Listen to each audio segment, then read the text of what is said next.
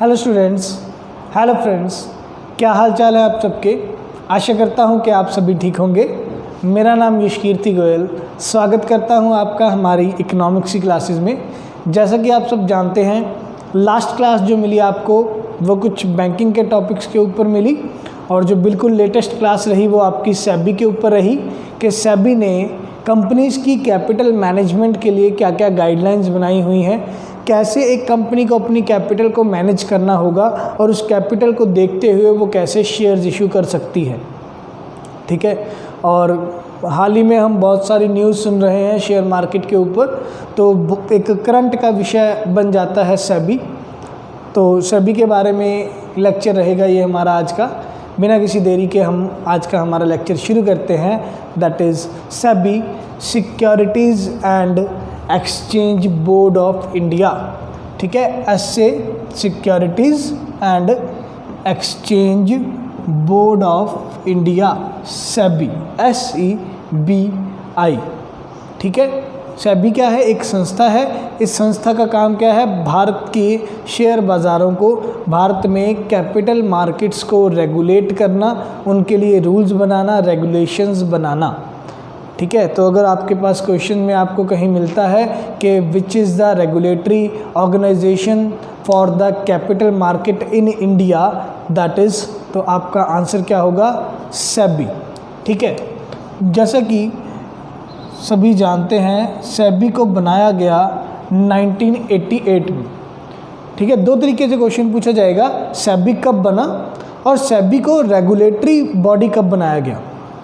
ठीक है, एक तो क्वेश्चन आता है कि सेबी एक संस्था के रूप में कैसे एस्टेब्लिश हुआ, और दूसरा क्वेश्चन आता है सेबी को कब कैपिटल मार्केट का नियंत्रण करने के लिए एक नियंत्रक संस्था, रेगुलेटरी बॉडी बनाया गया। ठीक है, तो 1988 में सेबी एक संस्था बनाई गई।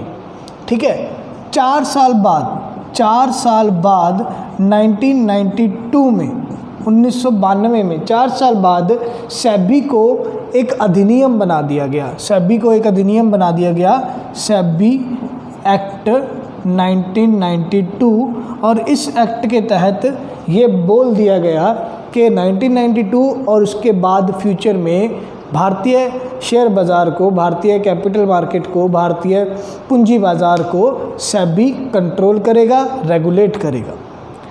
ठीक है, तो इसी के साथ हमें सबसे पहले क्या पता चला कि सेबी क्या है? It is a quasi judicial, it is a quasi judicial, ये अर्ध सरकारी एक संस्था है।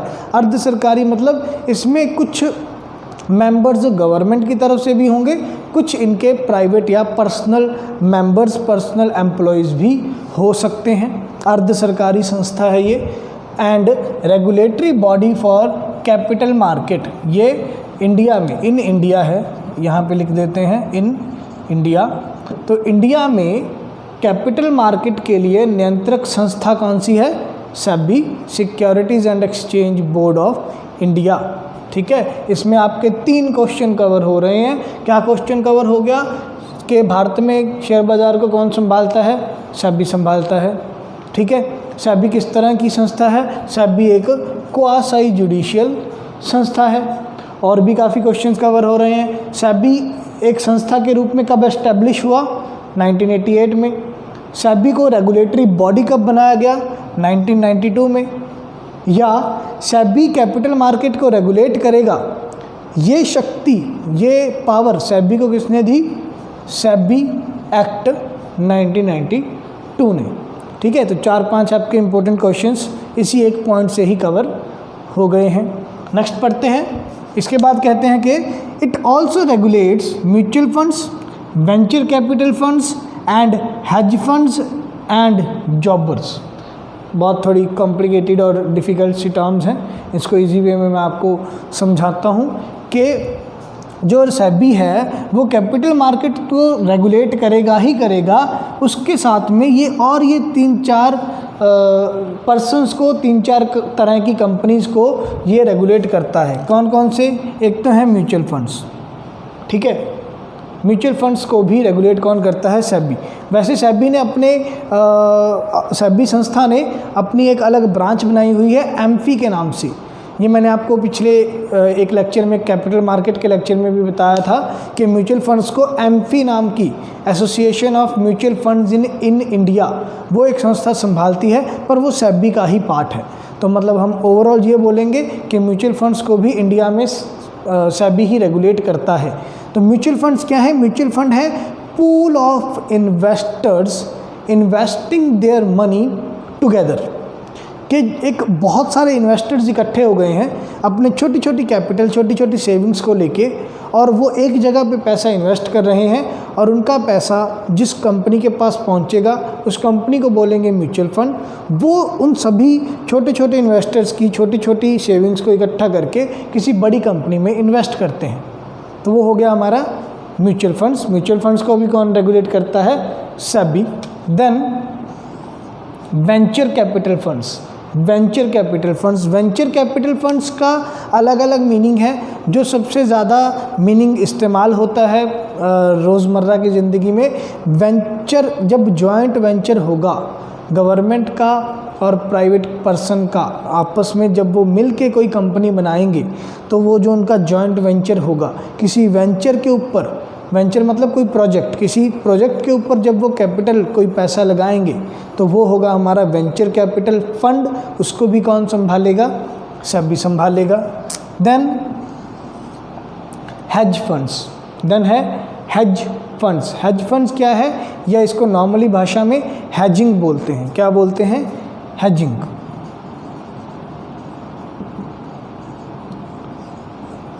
हेजिंग या हेज फंड्स। हेज फंड्स क्या है? जब हम फॉरेन की किसी कैपिटल मार्केट में पैसा लगाना चाहेंगे या फॉरेन एक्सचेंज मार्केट में पैसा लगाना चाहेंगे, मान लीजिए अभी मुझे लगता है कि यूएस डॉलर्स का रेट बहुत अच्छा चल रहा है और वो अच्छा ग्रो कर रहे हैं, तो क्यों ना मेरे पास कुछ पैसा है, मैं वो उन पैसे को डॉलर्स में कन्वर्ट करवा के रख लूँ, और फ्यूचर में जब डॉलर का रेट बढ़ेगा तो मैं तब उसको सेल करूँगा। ठीक है, तो जब मैं करेंसी के बदले में किसी दूसरी करेंसी को परचेज़ करूँगा ताकि फ्यूचर में उस करेंसी को बेच के मैं प्रॉफिट कमा सकूं, और ऐसे प्रोसेस को बोलते हैं हेजिंग। जब हम एक मार्केट का पैसा किसी दूसरी मार्केट में लगाएंगे, देखिए इंडिया का पैसा यूएस डॉलर परचेज़ करने में लग गया तो इंडिया का पैसा यूएस डॉलर की मार्केट में गया, मतलब एक मार्केट का पैसा दूसरी मार्केट में जा रहा है। ठीक है, पैसा कन्वर्ट होकर डॉलर में जा रहा है, वो जब मुझे प्रॉफिट ला के देगा तो इस सारे प्रोसेस को बोलेंगे हेजिंग। ठीक है, तो इसको भी कौन रेगुलेट करेगा? इस तरह के प्रोसेस को सेबी रेगुलेट करेगा। एंड जॉबर्स, जॉबर्स एक पर्सन होते हैं। ठीक है, ये एक फंक्शन परफॉर्म करते हैं, ये एक फंक्शन परफॉर्म करते हैं जिसके कारण इनका नाम जॉबर्स पड़ा है। ये एक जॉब का परफॉर्मेंस करते हैं जिसके कारण इनका नाम जॉबर पड़ा। ठीक है, यूएसए के स्टॉक मार्केट में इनको जॉबर बोलते हैं, इंडिया में इनको अंडरराइटर के नाम से जाना जाता है। इंडिया में इनको अंडरराइटर के नाम से जाना जाता है। यहाँ पे मैं इसका थोड़ा वर्किंग समझा देता हूँ, देखिए कैसे होगा। ठीक है, जॉबर या अंडरराइटर। अंडरराइटर सेबी की गाइडलाइंस हैं कि अगर नई कंपनी बनी है, कोई नई कंपनी एस्टैब्लिश होने जा रही है, तो उसको अगर अपने शेयर बेचने हैं, ठीक है, मान लीजिए कोई नई कंपनी ABC एंड कंपनी के नाम से कोई कंपनी नई बनने जा रही है और उसने अपने शेयर भी बेचने हैं, तो जब भी कोई नई कंपनी अपने शेयर बेचेगी पहली बार, तो उसके जितने भी शेयर बेचे हैं उसमें से मिनिमम 95% शेयर सेल होने ज़रूरी हैं। ठीक है, हमने, आपको याद होगा हमने लास्ट लेक्चर में कैपिटल्स किया था, मतलब जो आपकी इशूड कैपिटल है, अगर मैं एक बार में 100 करोड़ के शेयर बेचना चाहता हूँ, मैं एक नई कंपनी हूँ, मैं एक बार में, मेरी इशूड कैपिटल क्या है, मैं कितने रुपए के शेयर बेचना चाहता हूँ, फॉर एग्जांपल 100 करोड़ की, तो उसमें मेरे सिर पे तलवार लटक रही है। सेबी की गाइडलाइन है कि अगर आप नई कंपनी हो और आपको शेयर सेल करने हैं तो पहली बार आपके कंपनी के इशूड कैपिटल का 95% शेयर सेल होने ज़रूरी हैं। तो मतलब अगर आप 100 करोड़ के शेयर सेल करना चाहते हो तो लोग उसमें से 95 करोड़ रुपीज़ के शेयर खरीदेंगे, तभी आपकी कंपनी एस्टैब्लिश होगी, तभी उसको सर्टिफिकेट मिलेगा इनकॉर्पोरेशन और कमेंसमेंट का। क्लियर है? ठीक है, मतलब काम करने की परमिशन उनको तभी मिलेगी। अब कई बार ऐसा होता है कि कुछ कंपनीज़, जो नई कंपनीज़ बन रही हैं, लोगों का उन पे विश्वास नहीं है, लोगों को पता ही नहीं है ये नई कंपनी है, इनके मालिक नए हैं, पता नहीं ये कैसे हमको कल को रिटर्न देंगे। लोग रिस्क लेने से भी डरते हैं ना कि नई कंपनी में पैसा लगाया जाए या ना लगाया जाए। तो हमें भरोसा नहीं होता कि जो हम 100 करोड़ वाली जो शेयर बेच रहे हैं और उसमें से 95% वाली कंडीशन कंप्लीट होगी या नहीं होगी। तो उस टाइम पे शेयर मार्केट में कुछ ऐसे पर्सन्स होते हैं जो कंपनी की ये 95% वाली कंडीशन को पूरा करने में हेल्प करते हैं। वो कौन होते हैं?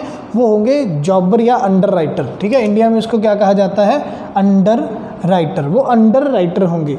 वो क्या करेंगे? शेयर्स को अपने फर्म के नाम पे या अपने नाम पे अंडर राइट कर लेंगे। जैसे कि मान लीजिए कोई कंपनी है ABC एंड कंपनी, ये नई कंपनी बनना चाहती है, 100 करोड़ के शेयर बेचना चाहती है, तो इसके ऊपर कंडीशन क्या है? इसने 95 करोड़ के शेयर बिकने चाहिए। ठीक, अब कोई मिस्टर Z नाम का पर्सन है, ये अंडर राइटर है।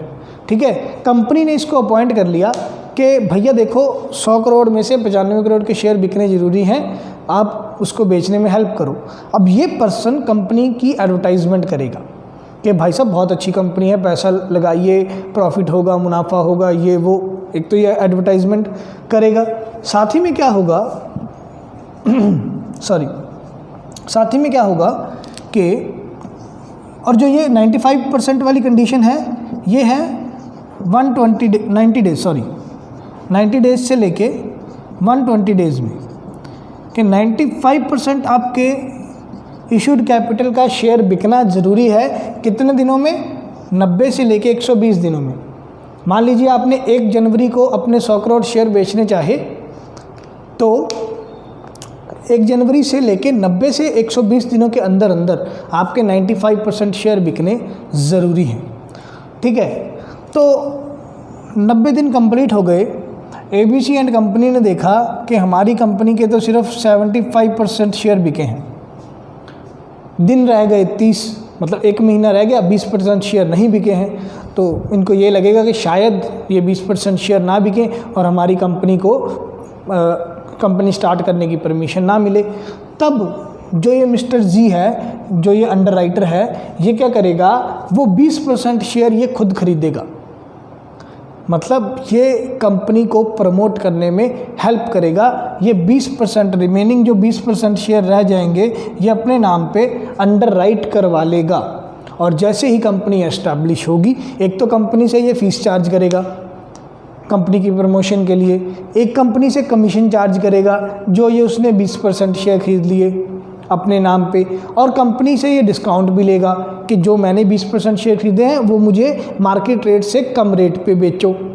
ठीक है, और इससे कंपनी को हेल्प मिल गई, कंपनी एस्टैब्लिश हो गई, कंपनी की 95% वाली कंडीशन क्लियर आउट हो जाएगी।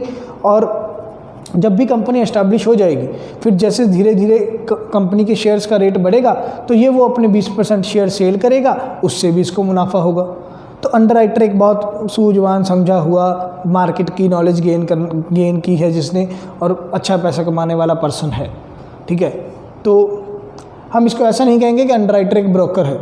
ठीक है, अंडर राइटर का काम है कि वो कंपनी के ये 95% वाली कंडीशन को फुलफ़िल करवाए। कोई शेयर मार्केट का ब्रोकर है, ब्रोकर का काम सिर्फ सेल परचेज करवाना है, उसके ऊपर ये उसकी कंडीशन नहीं है कि वो कंपनी की 95% वाली कंडीशन को फुलफ़िल करने में हेल्प करेगा।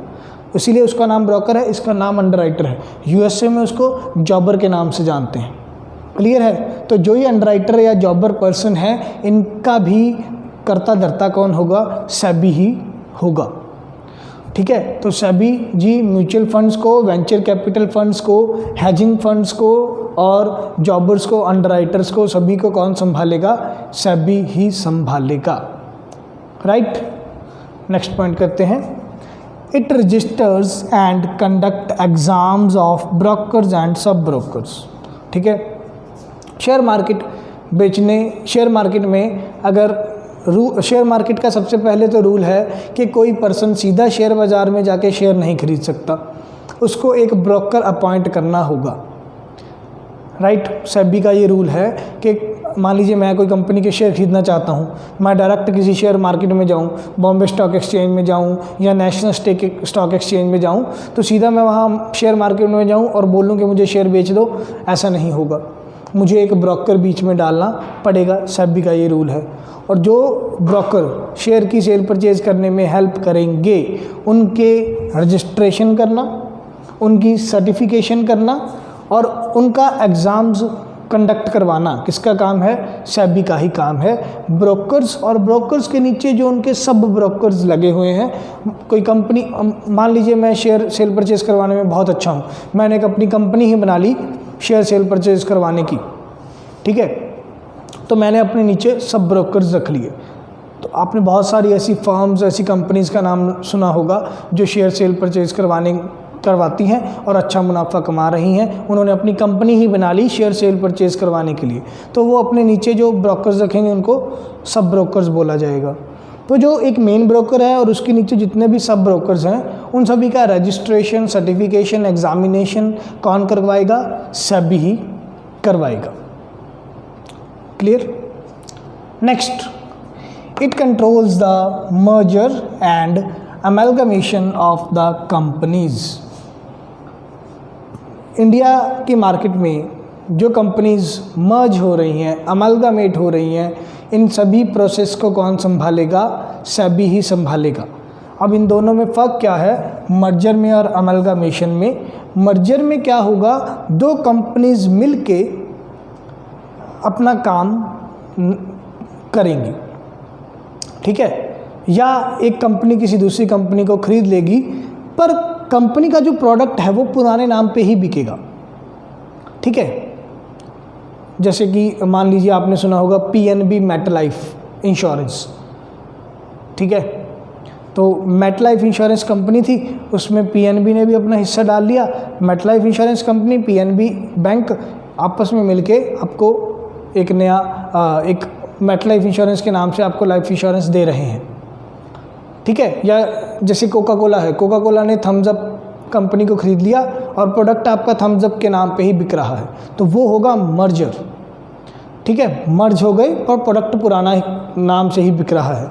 अमलगामेशन में क्या होगा? एक कंपनी दूसरी कंपनी को खरीद लेगी और उसको अपने नाम से सेल करेगी। जैसे वोडाफोन और हच कंपनी थी, ठीक है, हच कंपनी थी इंडिया की, वोडाफोन कंपनी इंग्लैंड की। वोडाफोन ने हच कंपनी को खरीद लिया और इंडिया में उन्होंने वोडाफोन के नाम से ही प्रोडक्ट सेल करना शुरू किया, ठीक है। या जैसे टाटा कंपनी थी इंडिया की, डोकोमो, टाटा डोकोमो आपने सुना होगा, कम्युनिकेशन ब्रांड, टेलीकॉम ब्रांड। तो टाटा कंपनी इंडिया की, डोकोमो कंपनी थी जापान की। तो टाटा और डोकोमो दोनों ने मिलकर आपको टाटा डोकोमो के नाम से एक नया ब्रांड दिया, ठीक है। तो ऐसे जब नया एक दो कंपनीज मिलके आपको एक नया प्रोडक्ट देंगी तो वो होगा अमलगामेशन, और जब दो कंपनीज मिलके पुराना ब्रांड ही चलाएंगी तो वो होगा मर्जर। तो जो मर्जर होगा, अमलगामेशन होगा कंपनीज का, ये सभी प्रोसेस को कौन हैंडल करेगा, कौन टेक ओवर करेगा? सेबी ही करेगा, right. Then it protects the interest of majority and minority investors. दो तरह के इन्वेस्टर्स होते हैं, मेजॉरिटी इन्वेस्टर्स और मिनॉरिटी इन्वेस्टर्स। मेजॉरिटी इन्वेस्टर्स वो जिनके किसी कंपनी में 20% से ज़्यादा शेयर्स हैं। मेजॉरिटी इन्वेस्टर्स कौन से होंगे? जिनके किसी कंपनी में 20% से ज़्यादा शेयर हैं। मिनॉरिटी इन्वेस्टर्स कौन से होंगे? जिनके किसी कंपनी में 20% से कम शेयर हैं, ठीक है। तो चाहे कोई इन्वेस्टर मेजॉरिटी में है, चाहे कोई इन्वेस्टर मिनॉरिटी में है, इन सभी को कौन इनके इंटरेस्ट को, मतलब जो इनका एक लाभ है या इनका एक हम कहेंगे जो इनको इनकम होनी है शेयर मार्केट से, या इनको शेयर मार्केट कैसे इम्पैक्ट कर रही है, इनके सारे हित को कौन प्रोटेक्ट करेगा, कौन सुरक्षित करेगा? सेबी ही करेगा, ठीक है। Then it also controls the functioning of depositories. ये बहुत ज़्यादा इम्पॉर्टेंट पॉइंट है क्योंकि इससे रिलेटेड और आगे कंसेप्ट चलते हैं, तो ये मैं आपको करवाना चाहूँगा अलग से कि जो सेबी है ये डिपॉजिटरीज को संभालने का काम करता है। सेबी जो है हमारा, ये डिपॉजिटरीज को संभालने का काम करता है। तो हमें सबसे पहले डिपॉजिटरीज का मीनिंग पढ़ना होगा कि डिपॉजिटरीज क्या हैं। डिपॉजिटरीज क्या है, देखिए ध्यान से समझिए, डिपॉजिटरीज क्या है। इसके नाम से पता चल रहा है कि डिपॉजिट आ गया, इसका मतलब कुछ इसमें कुछ डिपॉजिट होगा, टू डिपॉजिट, कुछ डिपॉजिट होगा। डिपॉजिट क्या होगा, सेबी की बात हो रही है तो इसका मतलब शेयर मार्केट की बात होगी, तो इसमें क्या डिपॉजिट होगा, शेयर्स डिपॉजिट होंगे। ठीक है, अब शेयर्स अगर इसमें डिपॉजिट होंगे तो शेयर मार्केट का क्या काम, तो इसका मतलब इसमें किसी और तरह के शेयर्स आएंगे। तो इसमें किस तरह के शेयर्स आएंगे, इसमें फॉरेन कंट्रीज़ के शेयर्स आएंगे। To deposit shares of foreign countries. ठीक है, मान लीजिए मैं इंडियन हूँ, ठीक है, इंडिया का पर्सन हूँ, मेरे को इन्वेस्टमेंट करना है किसी अमेरिकन कंपनी में, राइट। ठीक है, फॉर एग्ज़ाम्पल KFC, ठीक है, KFC अमेरिका की कंपनी है, तो मैं KFC कंपनी में अपना पैसा लगाना चाहता हूँ अमेरिका में ही। ठीक है, वैसे तो KFC की ब्रांचेस हमें पता है इंडिया में भी है, पर मैं KFC इंडिया में नहीं पैसा लगाना चाहता हूँ, मैं KFC अमेरिका कंट्री में ही पैसा लगाना चाहता हूँ। ठीक है, तो उसमें भी क्या होगा, मैं डायरेक्ट अमेरिका में पैसा नहीं लगाऊंगा, मेरा पैसा कहाँ जमा होगा, इंडिया की डिपॉजिटरी में जमा होगा। इंडिया की डिपॉजिटरी मेरे बिहाफ पे अमेरिका की KFC कंपनी से शेयर खरीदेगी और मेरे शेयर्स यहाँ पे डिपॉजिट हो जाएंगे, और कल को जब मुझे शेयर सेल करने हुए तो ये डिपॉजिटरीज ही मेरे बिहाफ पे वो शेयर सेल करेंगे। ठीक है, मतलब वो शेयर्स जो हैं वो मेरे नाम पर तो होंगे, पर वो डिपॉजिट को कहाँ होंगे, वो जमा कहाँ होंगे, ये डिपॉजिटरीज में जमा होंगे। क्लियर है, राइट। ठीक है, तो ये डिपॉजिटरी का मीनिंग है। अब इंडिया में दो सेंट्रल लेवल की डिपॉजिटरीज हैं, दो नेशनल लेवल की डिपॉजिटरीज काम कर रही हैं। एक है NSDL और एक है CDSL। NSDL और CDSL। NSDL की फुल फॉर्म है नेशनल सिक्योरिटीज़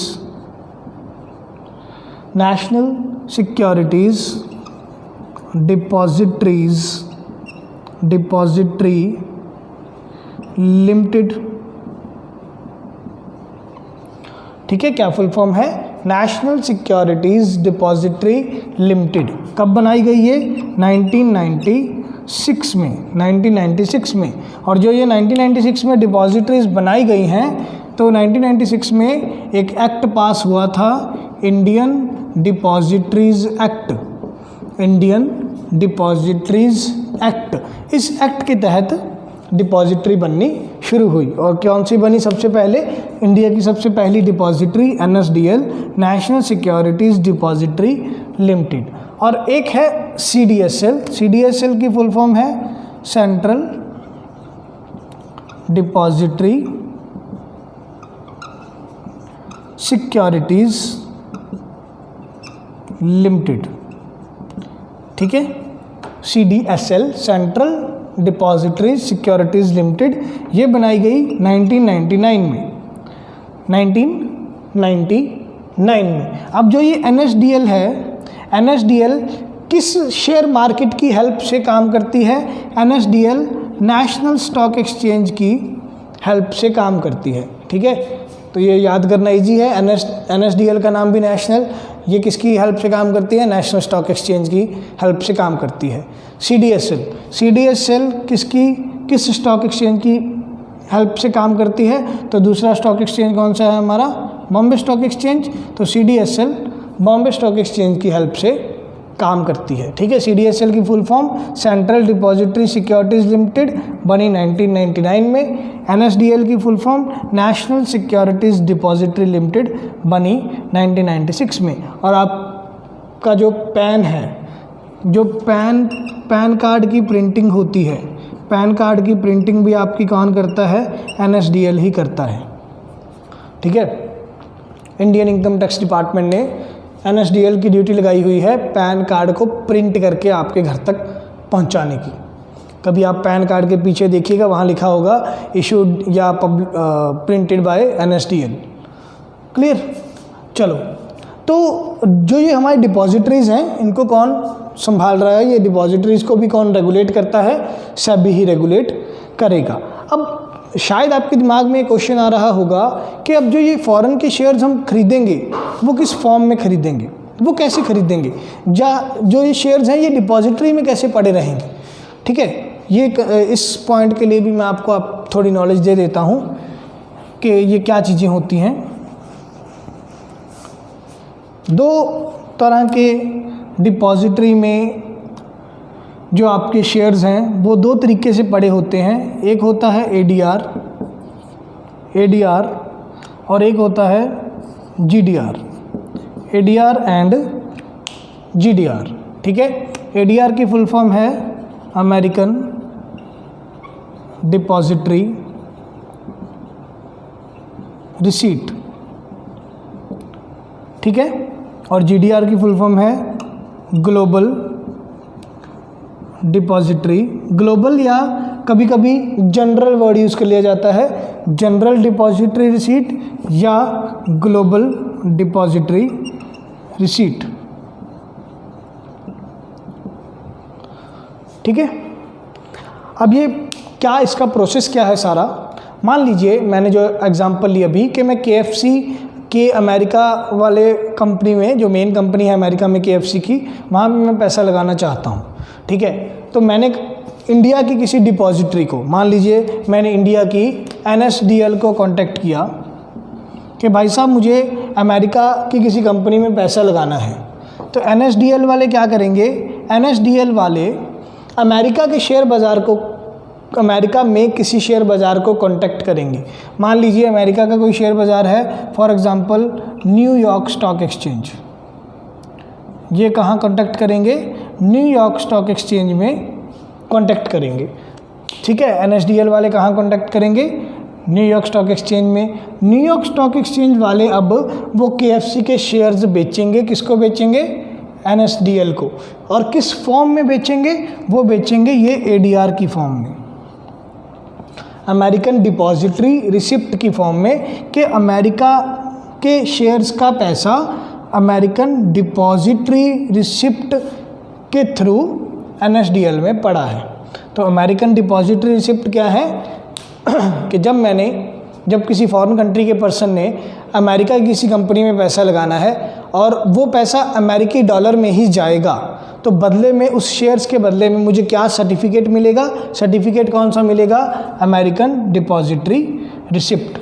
तो ये ADR की फॉर्म में पैसा पड़ा होगा डिपॉजिटरीज़ में। ठीक है, और अमेरिका के अलावा किसी और कंट्री में अगर पैसा जाएगा तो वो GDR बन जाएगा, ग्लोबल डिपॉजिटरी रिसिप्ट बन जाएगा। ठीक है, अमेरिका का नाम अलग से अमेरिकन डिपॉजिटरी रिसिप्ट रखा जाता है क्योंकि अमेरिका ने सबसे पहले ये स्कीम शुरू की थी 1920 में। उसके बाद धीरे धीरे सभी कंट्रीज़ ने इसको अप्लाई कर दिया था और उन्होंने अपना नाम GDR रख लिया था, ग्लोबल डिपॉजिटरी रिसिप्ट के नाम से। ठीक है, इतना हाई लेवल शायद क्वेश्चंस आपको नहीं आते हैं, पर मैंने इसलिए करवा दिया क्योंकि अगर क्वेश्चन आ जाए कि डिपॉजिटरीज़ में किस फॉर्म में पैसा रखा जाता है, और मेरे को ये क्वेश्चन देखने को मिला भी था, PPSC ने कोई एग्ज़ाम कंडक्ट करवाया था तो मेरे को ये क्वेश्चन देखने को मिला था कि डिपॉजिटरी में शेयर्स किस रूप में पड़े होंगे। तो वो ADR और GDR ऐसे एक बोथ A एंड B वाला ऑप्शन था एक। ठीक है, तो डिपॉजिटरीज में पैसा या शेयर्स किस फॉर्म में पड़े होंगे? ADR या GDR की फॉर्म में पड़े होंगे। ठीक है, तो डिपॉजिटरीज को संभालने का कौन काम करेगा? सेबी ही काम करेगा। इसका मतलब सेबी का एक और फंक्शन हम बोल सकते हैं कि सेबी का एक और काम क्या है? फॉरेन एक्सचेंजेस के साथ, फॉरेन एक्सचेंज मार्केट के साथ या फॉरेन शेयर मार्केट्स के साथ डील करना भी किसका काम है? सेबी का ही काम है। राइट, फिर क्या रह जाता है? It can inspect and seize accounts of the companies and share market. किसी भी कंपनी के, किसी भी शेयर मार्केट के अकाउंट्स के इंस्पेक्शन के लिए सेबी उनको बुला सकता है कि भैया अपने खाते दिखाओ, और अगर उसके खातों में उसको कुछ गलत मलत चीज़ें लगती हैं तो उनको सीज भी कर सकता है। कौन? सेबी। अगर सेबी को लगता है कि किसी कंपनी में कोई घोटाला हो रहा है तो उसको बोल सकता है कंपनी वालों को कि भैया अपने खाते दिखाओ मुझे, और अगर उसको लगता है कि खाते गलत बने हुए हैं तो वो कंपनी को सीज भी कर लेगा, कंपनी की वर्किंग को रोक भी देगा, और किसी भी शेयर मार्केट के खातों को भी वो चेक करवा सकता है सेबी। ठीक है, और लास्ट पॉइंट रह जाता है सेबी में, और बहुत सारे पॉइंट हैं पर ये मेन पॉइंट थे। तो last but not least, it prevents insider trading. जो सेबी है हमारा वो इनसाइडर ट्रेडिंग को रोकता है।